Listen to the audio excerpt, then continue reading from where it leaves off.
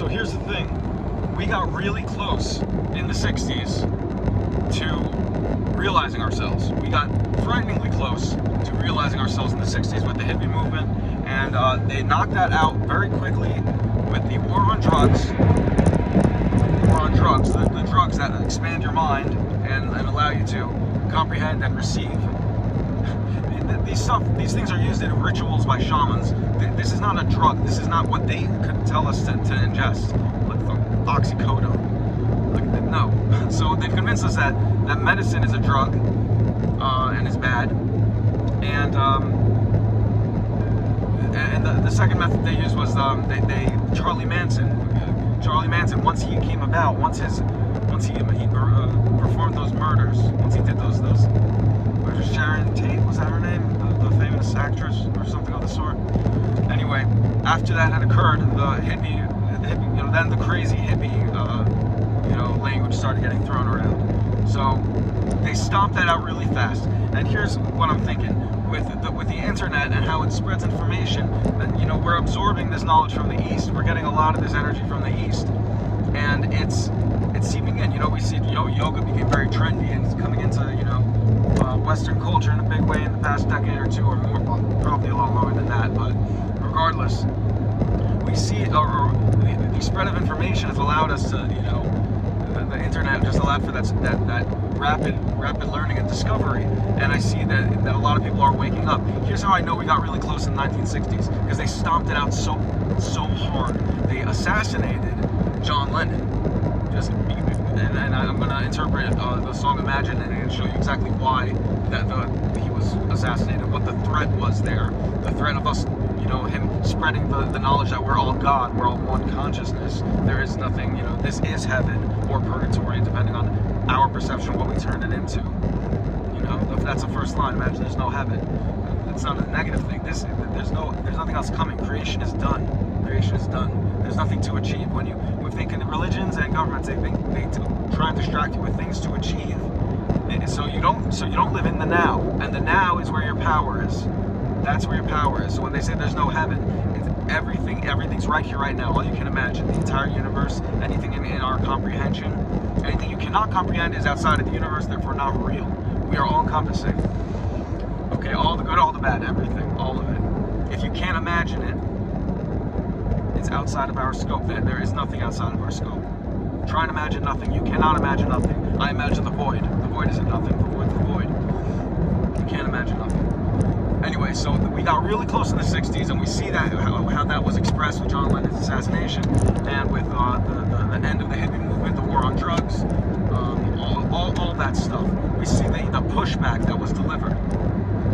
And now with this new spread of the internet, spreading this awareness, and people waking up to these ideas and concepts and feeling the truth in them when they hear them, it's a resurgence, and a possibly very dangerous one, which makes me anticipate some kind of distraction, and that's terrible and scary.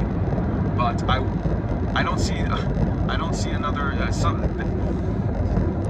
I'm fearful that they'll have to produce some terrible incident to distract us from waking up to these truths. The 9 to 5 is a good way, because you have no time for contemplation, meditation, or experiencing yourself. You're too worried about tomorrow's dollar, or how you're going to pay yesterday's bill in some cases.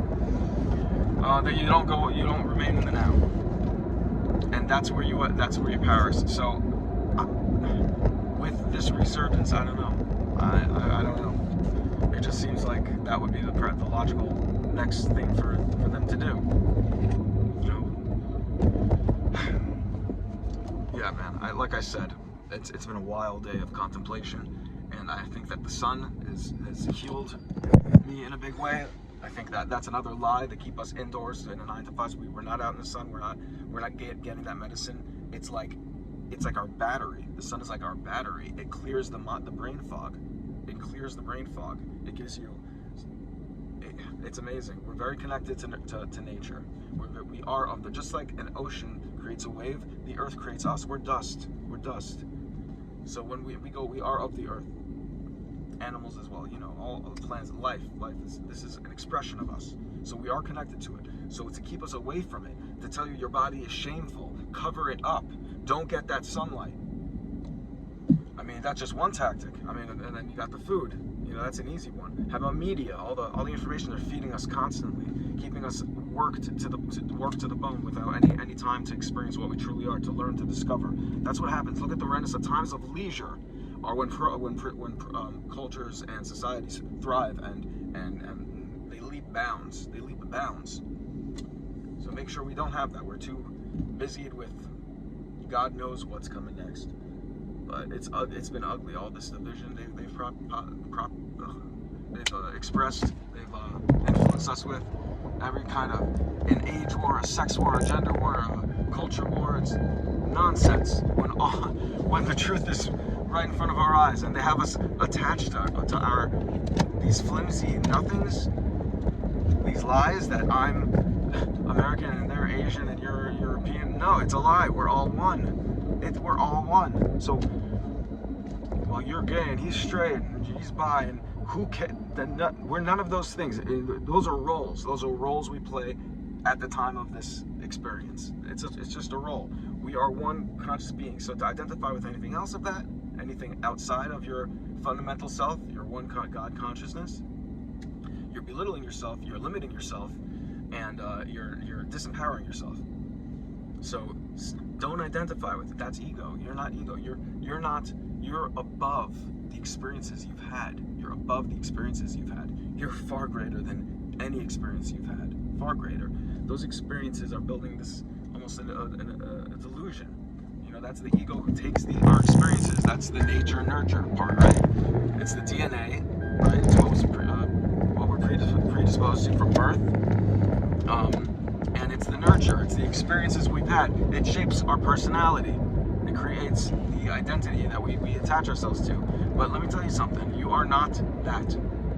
You are not that. I promise you. I promise you. And if we all understand this, if we all realize this, it's heaven on earth. We can do anything we want. We can do anything we want. All of us can have anything we want. It's paradise, really, and we can get there. We can get there. But I don't think this is going to be a physical war, you know, against those who try to make us forget or keep us unaware. I think this is going to, as within, so without. You have to heal yourself. You have to make yourself realize this. Only after that, then comes the next part, and that's the external world. Sorry, I just got nervous. A cop just drove by. They're everywhere. The external world. As within, so without. As below, so above. As above, so below. The Bible alludes to it too. We're made in the image of God. God doesn't have an image. We are God. The void doesn't have an image. So, more lies. But, those are best hidden in truths. Best hidden lies are best hidden in truths and riddles. And, things that are immeasurable or promises that we can't